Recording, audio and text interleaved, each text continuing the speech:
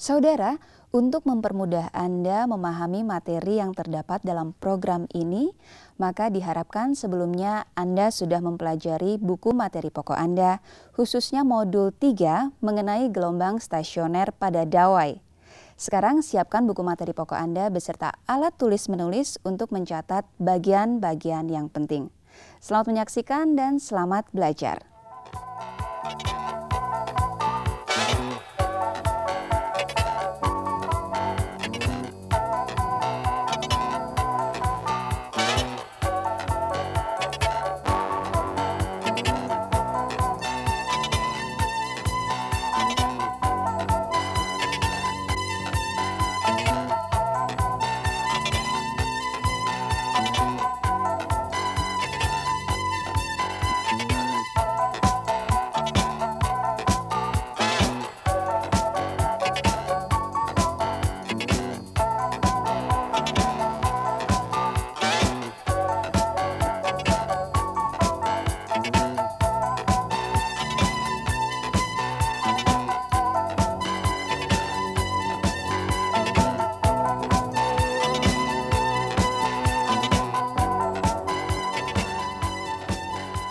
Saudara mahasiswa, Anda baru saja menyaksikan benda-benda yang bergetar dan gelombang air laut.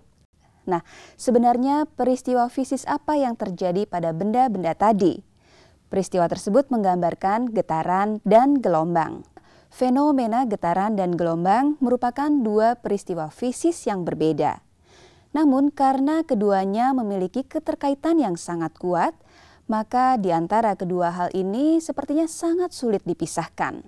Gelombang tidak akan terjadi tanpa adanya benda yang bergetar, dan energi pada getaran akan dirambatkan dalam bentuk gelombang. Nah, pada kesempatan ini kita akan menganalisis salah satu percobaan, yaitu percobaan gelombang stasioner pada dawai.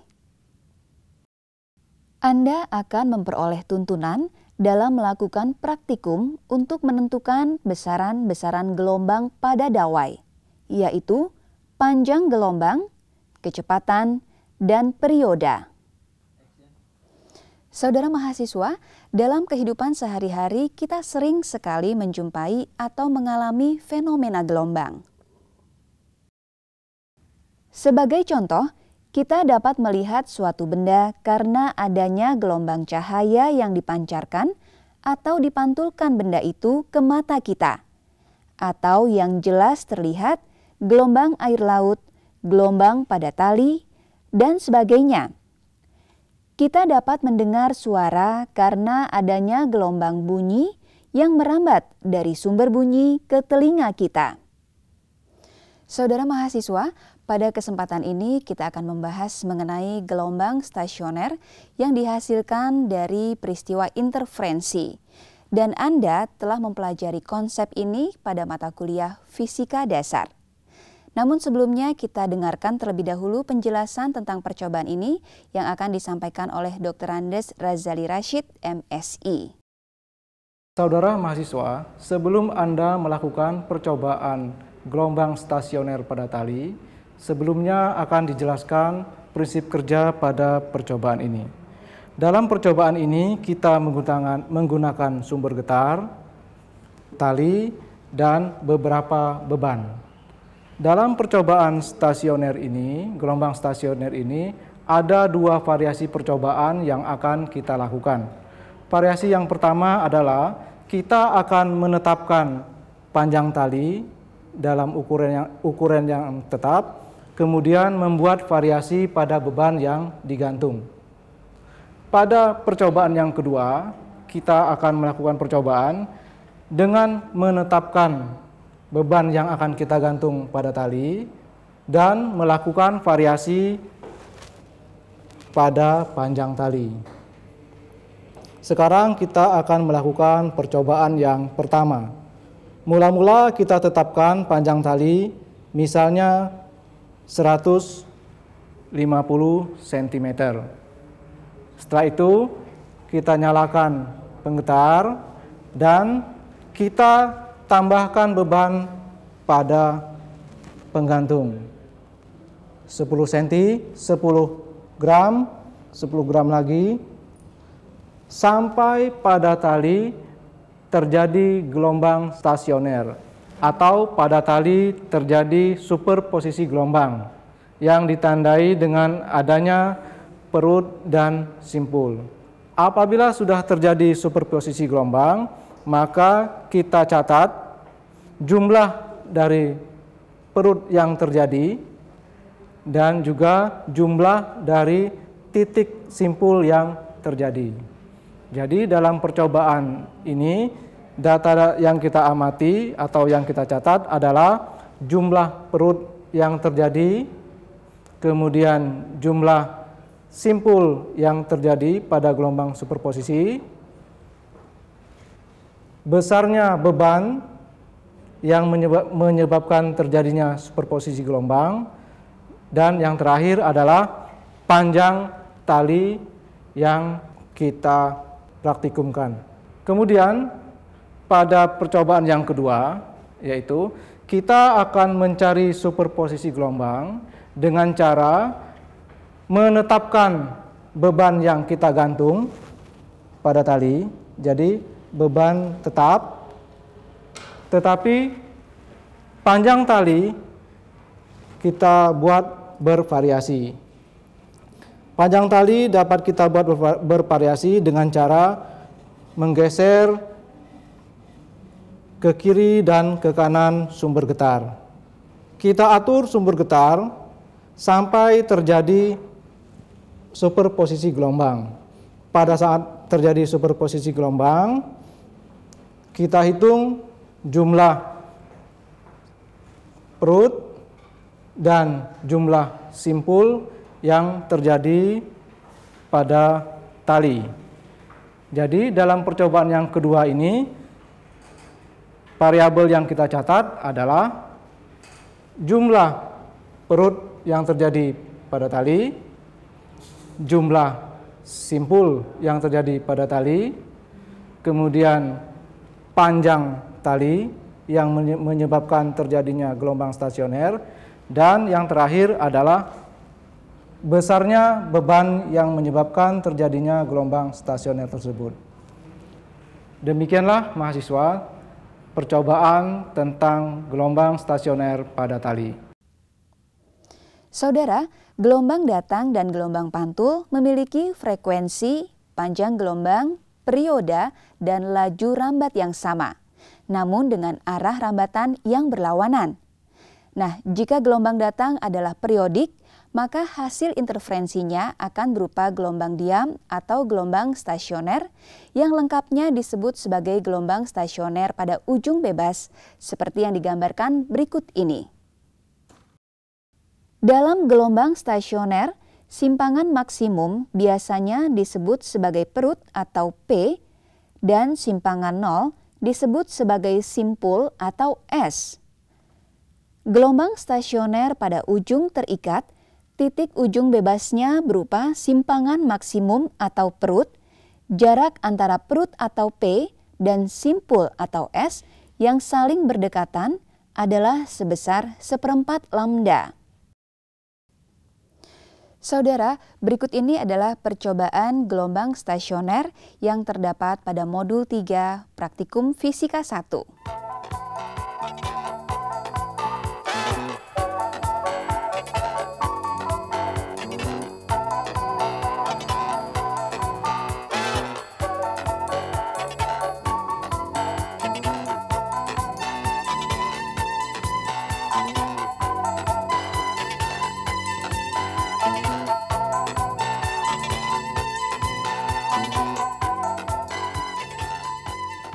Alat dan bahan yang digunakan pada percobaan ini adalah sebagai berikut.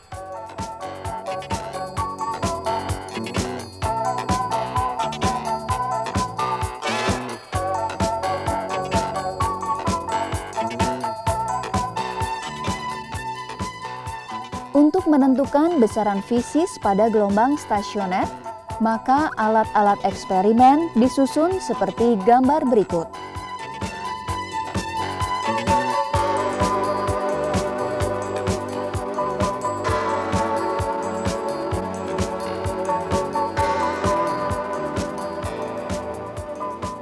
Setelah alat eksperimen tersusun, maka prosedur percobaan yang harus kita lakukan: pertama, mintalah dosen pembimbing atau tutor Anda untuk memeriksa rangkaian vibrator dan power supply.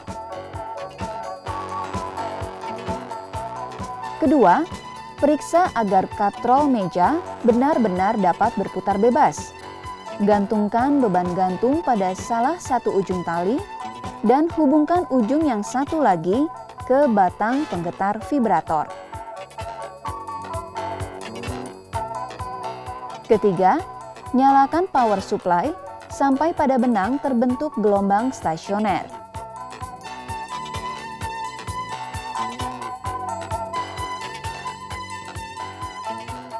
Keempat, catatlah massa beban gantung, frekuensi vibrator, jumlah simpul, dan jumlah perut pada gelombang stasioner yang terjadi.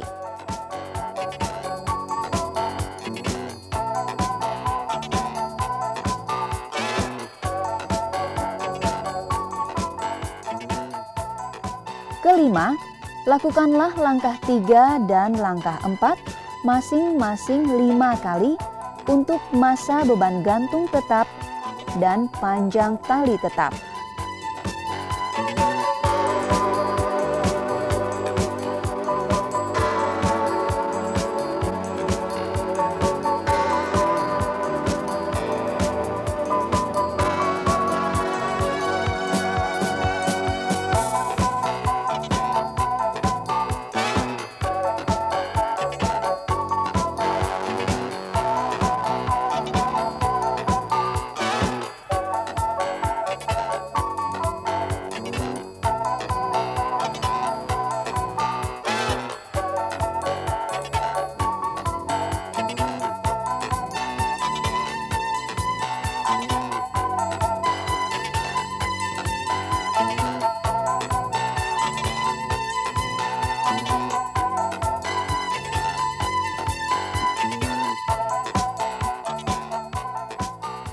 Keenam, ukur dan catat panjang dan massa seluruh benang yang digunakan.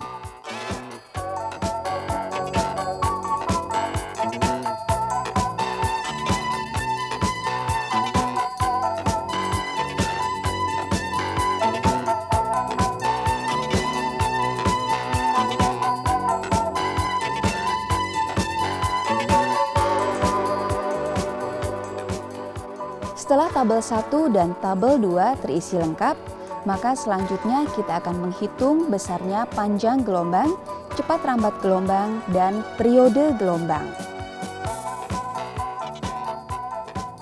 Saudara, untuk data dengan massa beban tetap, maka kita akan gunakan metode grafik. Karena terdapat 2 variabel bebas, yaitu N untuk jumlah gelombang dan L untuk panjang tali. Langkah-langkahnya adalah berikut ini. Pertama, tulislah jumlah gelombang yang diperoleh berdasarkan data jumlah perut dan jumlah simpul yang diperoleh. Ingat kembali prinsip satu gelombang. Kedua, hitunglah panjang gelombangnya. Ingat, untuk gelombang stasioner, panjang gelombangnya adalah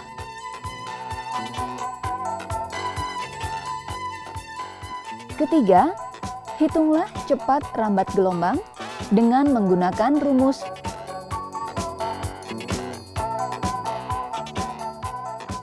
karena yang konstan adalah F atau frekuensi, maka agar dapat dicari cepat rambatnya dengan metode grafik, persamaan tersebut berubah menjadi persamaan tersebut merupakan persamaan linier. Sehingga bila nilai N dan L dimasukkan dalam grafik, maka besarnya 2F per V merupakan gradien dari grafik. Sehingga besarnya V dari grafik adalah. Keempat, masukkan data panjang benang atau L dan jumlah gelombang atau N dalam tabel. Dengan N sebagai sumbu Y dan L sebagai sumbu X, dan diperoleh grafik. Kelima, tentukanlah gradien dari grafik tersebut. Dari grafik ini terlihat bahwa besarnya gradien adalah 5. Ingat kembali tentang persamaan garis linier. Keenam, masukkan gradien tersebut untuk menentukan cepat rambat gelombang. Ketujuh, besarnya ketidakpastian cepat rambat gelombang dapat dihitung dengan membuat garis simpangan atas dan garis simpangan bawah yang menghimpit garis persamaan linier pada grafik hubungan N dan L seperti pada grafik berikut.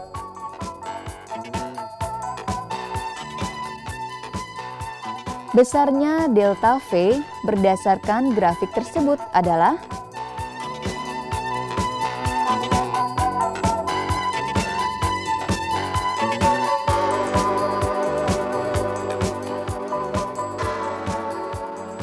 besarnya ketidakpastian relatif tegangan permukaan adalah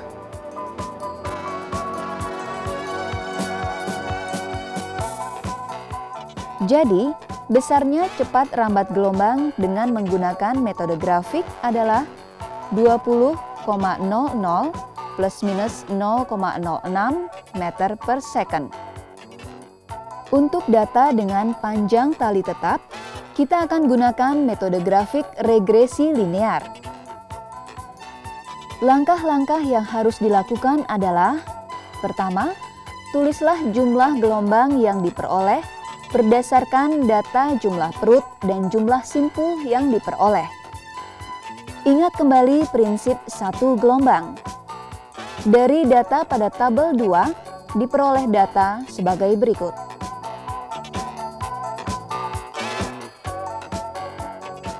Kedua, hitunglah panjang gelombangnya. Ingat, untuk gelombang stasioner, panjang gelombangnya adalah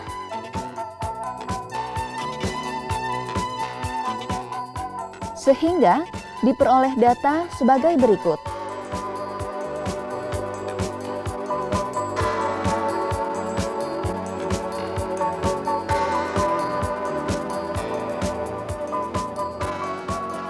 Ketiga, hitunglah cepat rambat gelombang dengan menggunakan rumus.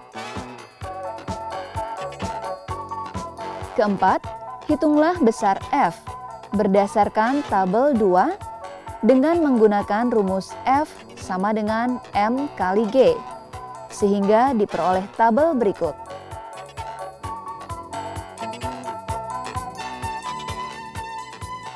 Kelima, hitunglah F rata-rata dari tabel tersebut dan diperoleh besarnya F rata-rata adalah 0,588 N. Keenam, hitunglah besarnya mu, yaitu massa benang dibagi panjang benang atau tali, dan diperoleh hasil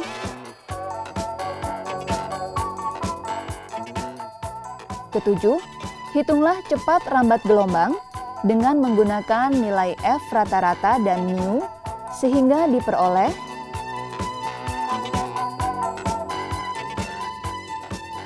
kedelapan, hitunglah besar ketidakpastian cepat rambat gelombang atau delta V dengan menggunakan persamaan dalam modul 1, sehingga diperoleh delta V sama dengan 0,0658 dengan besar ketidakpastian relatif sama dengan 0,3%. Jadi, besarnya cepat rambat gelombang bila panjang talinya tetap adalah 21,93 plus minus 0,06 meter per second.